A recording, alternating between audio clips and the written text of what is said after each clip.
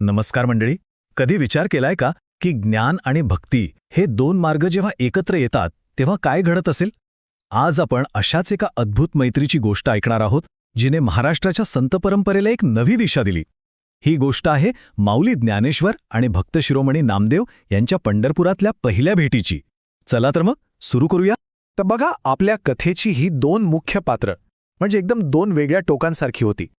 एका बाजूला आहेत आपले बालयोगी ज्ञानेश्वर, पूर्णपणे ज्ञानाच्या मार्गावरचे, अद्वैताचा अनुभव घेतलेले, आणि दुसऱ्या बाजूला संत नामदेव, जे अक्षरशः विठ्ठलाच्या भक्तीत अखंड बुडालेले होते. मार्ग वेगवेगळे होते, पण ध्येय एकच होतं, परमात्म्याचा अनुभव. मग ह्या दोन महान आत्म्यांची भेट झाली तरी कुठे? अर्थातच वारकऱ्यांची पंढरी पंढरपूरमध्ये. आणि ही काही साधी भेट नव्हती, तर एका नव्या आध्यात्मिक युगाची ती सुरुवात होती. तर झालं असं की ज्ञानेश्वरी आणि अमृतानुभव एवढे महान ग्रंथ लिहून झाल्यावर संत ज्ञानेश्वर आपल्या भावंडांसोबत आळंदीहून निघाले. त्यांना ओढ लागली होती ती विठ्ठल भक्तांच्या संगतीची, वारकऱ्यांच्या मेळ्याची, आणि त्यासाठी पंढरपूरपेक्षा उत्तम जागा दुसरी कुठली असणार, बरोबर ना? आणि मग तो क्षण आला. पंढरपूरच्या महाद्वारापाशीच माऊलींची नजर नामदेवांवर पडली. काय दृश्य होतं ते! नामदेव वयाने मोठे होते, पण त्यांचा भाव एखाद्या लहान मुलासारखा निरागस, डोळ्यांतून अश्रूंच्या धारा लागलेल्या, आणि त्यांचं सगळं अस्तित्व जणू काही विठ्ठलाच्या पायांवर वाहून गेलं होतं. नामदेवांची ही अवस्था बघून ज्ञानेश्वर अक्षरशः भारावून गेले, आणि त्यांच्या मुखातून जे शब्द बाहेर पडले ना, त्यांनीच त्यांच्या नात्याचा पाया रचला. ते म्हणाले, नाम्या, अरे वाह, तुझा हा विठ्ठलावरचा प्रेमरस पाहून मन अगदी आनंदून गेलंय. एक काम कर, तू आम्हाला तुझ्या या विठ्ठलाची ओळख करून दे, आणि आम्ही तुला याच विठ्ठलाचं सर्वव्यापक रूप दाखवतो. काय अद्भुत देवाणघेवाण होती ही, नाही का? आणि ही भेट म्हणजे काही फक्त दोन माणसं भेटणं नव्हतं. नाही, ही तर सुरुवात होती ज्ञान आणि भक्तीच्या एका महासंगमाची. या मैत्रीतून दोन प्रचंड मोठे विचारप्रवाह एकत्र आले. यांच्या नात्याचा मूळ पाया काय होता माहितीये? एकमेकांबद्दलचा प्रचंड आदर.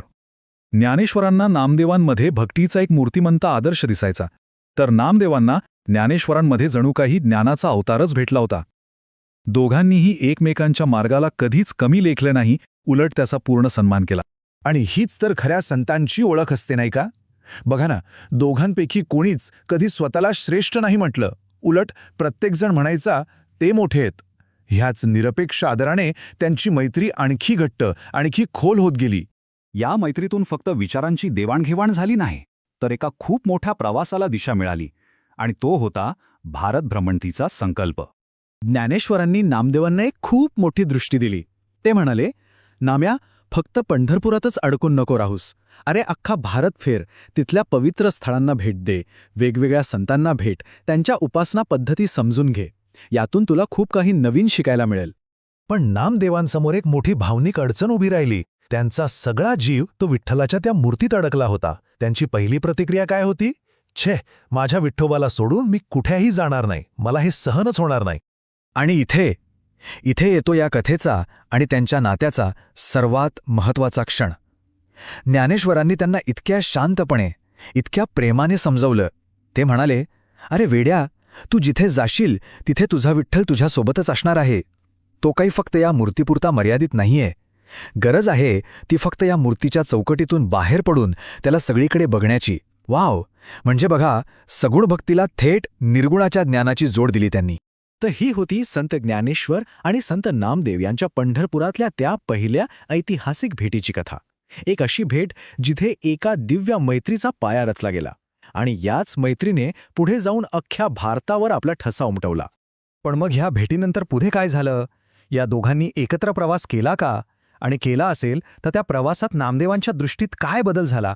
हे सगळं आपण पाहणार आहोत आपल्या पुढच्या भागात, ज्याचं नाव आहे तीर्थयात्रा.